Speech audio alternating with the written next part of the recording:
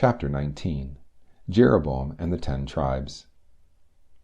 In the history of the two sections into which the kingdom of Solomon was divided at the beginning of the reign of Rehoboam, as alluded to in the last chapter, the house of Israel and the house of Judah, there are many scattered illustrations of the ways of providence, on which we may rely as implicitly as on any, because of their occurrences in a divinely authorized record of events.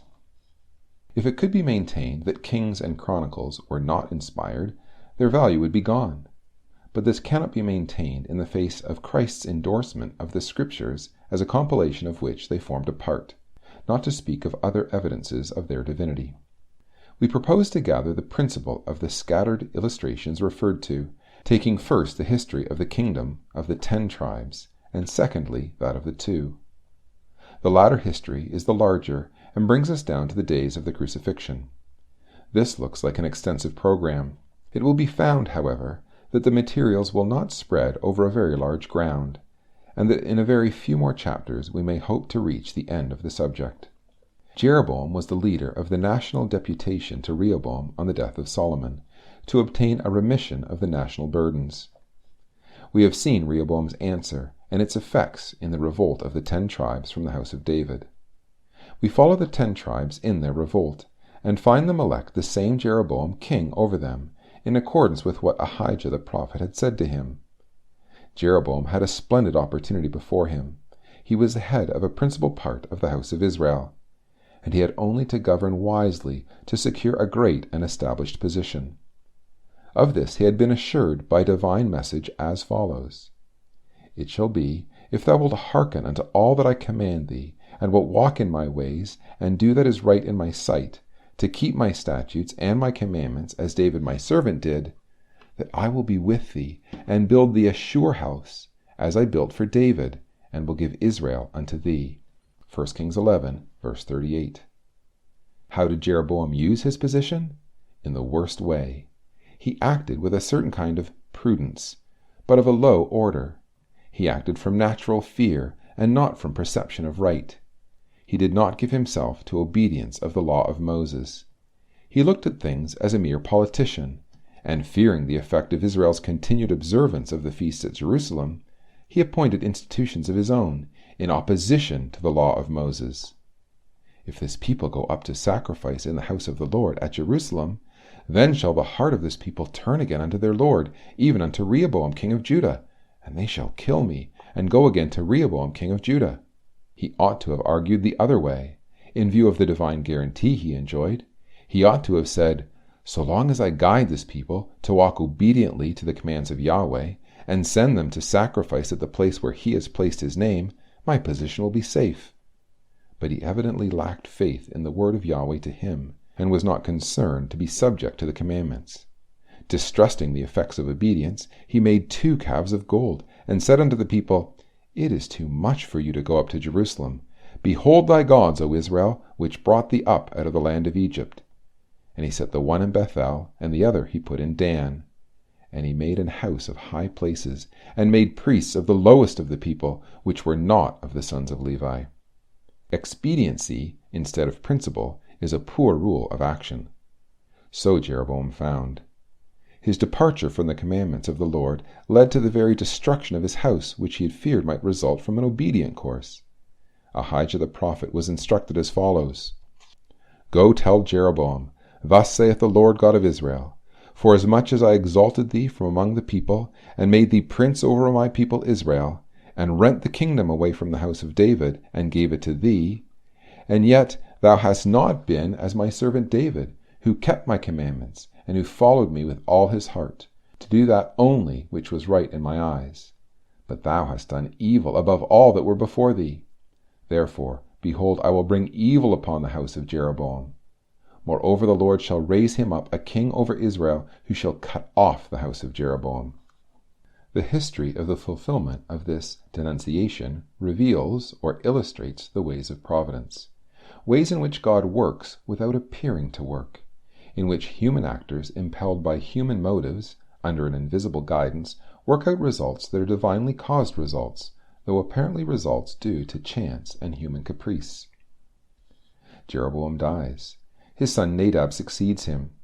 In his second year, Nadab undertakes a military expedition against the Philistines, and while engaged in the siege of Gibbethon, one of Nadab's captains gets up a conspiracy against him and gets proclaimed king in his place. Baasha, the successful conspirator, then performed the part against the house of Jeroboam, thus recorded. It came to pass, when he reigned, that he smote all the house of Jeroboam. He left not to Jeroboam any that breathed, until he had destroyed him, according unto the saying of the Lord which he had spake by his servant Ahijah the Shilonite, because of the sins of Jeroboam which he sinned, and which he made Israel to sin, by his provocation wherewith he provoked the Lord God of Israel to anger. The point in the case lies in the fact that a divine purpose was executed by the hand of an unwilling military conspirator, and that what this conspirator did, Yahweh says, I did. Baasha promoted himself by his own conspiracy against Jeroboam. Yet thus was fulfilled the intimation, the Lord shall raise him up a king, which shall destroy the house of Jeroboam. And the perfectly natural agency was not considered inconsistent with the following message afterwards to Baasha himself. I exalted thee out of the dust, and made thee prince over my people. 1 Kings 16, verse 2. Whence we learn that the events in contemporary history, such as the coup d'etat of Louis Napoleon, or the Zulu massacre of his son, are not excluded from the category of divinely caused events by the circumstances that they are humanly explicable in their occurrence. The perfect naturalness of an event, and the perfect obviousness as to its cause, is not inconsistent with an occult regulation of that cause, which may impart to a natural event a divine character as regards the divine object aimed at in the result. It does not follow that all human events are divinely caused. Very few are. On the contrary, the bulk of human action may be classified under the statement that God in times past suffered all nations to walk in their own ways, Acts 14, verse 16, and that the common run of men are filled with the fruit of their own devices, Proverbs 1, verse 31. Still, there are events that are divinely caused, though apparently having only a human origin, and the perception of this fact enables us to commit our way to God and accept natural occurrences as the guiding of his hand. Another of the results of Jeroboam's disobedience yields a further illustration of the same principle. Ahijah had said in denouncing Jeroboam's transgression, The Lord shall smite Israel, as a reed is shaken in the water, and he shall root up Israel out of this good land, which he gave unto their fathers, and shall scatter them beyond the river. 1 Kings 14, verse 15. This was the Lord's message to Ahijah, in which it is declared that the smiting of the 10 tribes and their deportation to trans-Euphratean countries would be Yahweh's work. So it was. The calamity came in due course, but let the form of it be observed. In the days of Pekah, king of Israel, came Tiglath-Pileser, king of Assyria, and took Ijon, and Abel-Beth-Maacah, and Jaonah, and Kedesh, and Hazor, and Gilead, and Galilee, all the land of Naphtali, and carried them captive to Assyria. In the 9th year of Hoshea, the king of Assyria took Samaria, and carried Israel away into Assyria, and placed them in Halah and Habor by the river of Gozan, and in the cities of the Medes. For so it was that the children of Israel had sinned against the Lord their God, which had brought them up out of the land of Egypt. Therefore the Lord was very angry with Israel, and removed them out of his sight. The Lord rejected all the seed of Israel, and afflicted them, and delivered them into the hand of spoilers. 2 Kings 15, verse 29, 17, verse 6, 7, 18, and 20. When a natural event is divinely used as the instrument of a divine purpose, the thing done is said to have been commanded of Yahweh, even when the doer of the work has received no known command. This peculiarity of divine language is signally illustrated in the case of Elijah.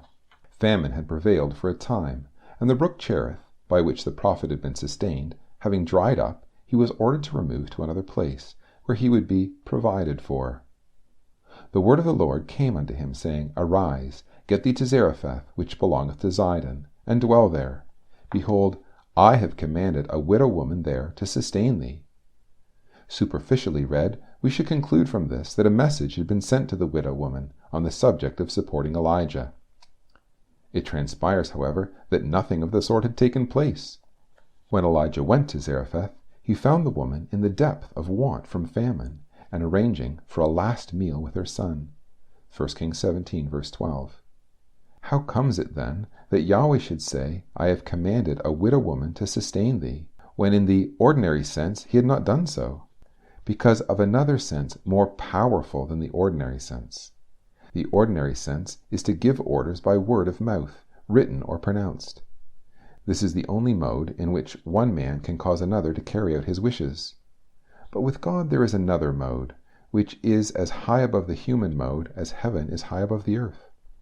Speaking of the creation, David says, He spake, and it was done. He commanded, and it stood fast. If we ask, how? We are informed, by His Spirit. What He wills, He accomplishes by His Spirit. For this reason, the fiat of His will, executing itself by the Spirit, is described as His word, His command. What God wills or appoints, He can say, I have commanded. He had arranged that this widow of Zarephath should sustain Elijah. Therefore, in divine language, He commanded her, though she knew nothing about it. In the same way, the God-hating Assyrian had received a charge against Israel, though he knew nothing of it. Isaiah 10, verses 6 and 7, verses 13 to 16. In the same way, Cyrus had been called, surnamed, and guided, and addressed by Yahweh, although it is expressly testified that Cyrus knew not Yahweh. Isaiah 45, verse 1 to 4. In the same sense, the Lord is said in special cases to command the sword, Amos 9, verse 4, the serpent, verse 3, the clouds, etc., Isaiah 5, verse 6. Causation and command are equivalent ideas in relation to God. The only drawback to the practical application of this in our own lives lies in our ignorance of when a matter may be of divine causation or otherwise. But this is largely offset by the testimony that all things work together for good to them that love God, and that if we commend our way to the Lord, He will direct our steps. Romans 8, verse 28, Proverbs 3, verse 6. These two assurances of the Word will enable us, if we make an enlightened use of them, to take our whole experience as from God, and to patiently wait for the evolution of events, for the discernment of the divine purpose, ever remembering that purpose has reference more to our standing in the kingdom of God when it comes than to present results. 1 Kings 20, verse 13. Hast thou, Ahab, seen all this great multitude? Behold, I will deliver it into thine hand this day, is another instance of human action being divinely influenced. The matter in question was approaching battle, which proximately is a contest of natural force in which the stronger prevails. Battle ensued, and the Syrians fled. They did their best, but they could not succeed because of the paralyzing effect of the divine purpose operating upon them. But there was a singular and suggestive exception. The king of Syria, surrendering to Ahab and taking a very suppliant attitude, was spared by Ahab and dismissed with a treaty. In reference to this, he received the following message: Because thou hast let go out of thy hand a man whom I appointed to utter destruction, therefore thy life shall go for his life, and thy people for his people. 1 Kings 20, verse 42. Here is an apparent frustration of the ways of providence through human weakness. God meant the destruction of the king of Syria, and he escaped through Ahab's misplaced lenity. The case reveals the fact that there is no mechanical coercion of the human will in the working out of the divine purpose by means of men. Cooperation of men in such a case is necessary, and where the result aimed at is not attained through the failure of that cooperation, the purpose will be accomplished by another instrument, for divine purposes will never ultimately fail. A case in the opposite direction, a case of thorough cooperation with the divine intentions, eliciting divine approbation, is to be found in the reign of Jehu, the executioner of divine vengeance on Ahab's house. Jehu's mission was to extirpate the house of Ahab. He received express instructions to that effect. Thou shalt smite the house of Ahab, thy master, that I may avenge the blood of my servants the prophets, and the blood of all the servants of the Lord at the hand of Jezebel. 2 Kings 9, verse 7. And right thoroughly he carried out the program. Let the dreadful narrative be perused in chapters 9 and 10. It is condensed into the statement that Jehu slew all that remained of the house of Ahab in Jezreel, and all his great men, and his kinfolks, and his priests, until he left him none remaining. And when he came to Samaria, he slew all that remained unto Ahab in Samaria. See also the account of his slaughter of the worshippers of Baal, after drawing them into a trap. What was the divine comment on these proceedings? Because thou hast done well in executing that which is right in mine eyes, and hast done unto the house of Ahab according to all that was in mine heart, thy children of the 4th generation shall sit on the throne of Israel. 2 Kings 10, verse 30. Here was a case of God's purpose being thoroughly carried out by the instruments selected. The idea that anything else is possible, the idea that a divine purpose can be humanly opposed and delayed, may seem anomalous and impossible. But the act is beyond question. The case already cited of Ahab's release of the doomed king is conclusive proof. It is further illustrated in the angel's words to Daniel. The prince of the kingdom of Persia withstood me 21 days. But lo, Michael, one of the chief princes, came to help me. And I remained there with the kings of Persia. Now I am come to make thee understand. And now will I return to fight with the prince of Persia. And when I am gone forth, lo, the prince of Grecia shall come. Daniel 10, verses 13 and 20. The explanation of this, at first sight, extraordinary fact, that man can antagonize the divine purpose in the hands of angels who execute his commandments, hearkening to the voice of his word, is probably to be found in the nature of the process by which that work has to be carried out. Human rulers, to whom the angels are unknown and invisible, have to be led by them into certain courses of action, without any interference in the law of intelligent volition that distinguishes intelligence from merely physical life. Men whose actions the angels have to guide are allowed the unfettered exercise of their wills, and the angels have to influence them to exercise those wills in a given direction, by regulating the circumstances around them. If you set fire to a house, you will cause all its inmates to leave, without interfering with their free will. It is the exercise of their free will that leads them to endeavor to escape the fire. So the angels, by disposing circumstances, can influence men to act in a certain way without interfering with their volitions. Such a mode of carrying out the work entrusted to them makes their work a delicate and interesting one, and provides scope for the possibility of that kind of human antagonism which requires careful and persistent arrangement to overcome, as in the case of the Persian emperor, who unwittingly was fighting against an angel in the particular policy he pursued.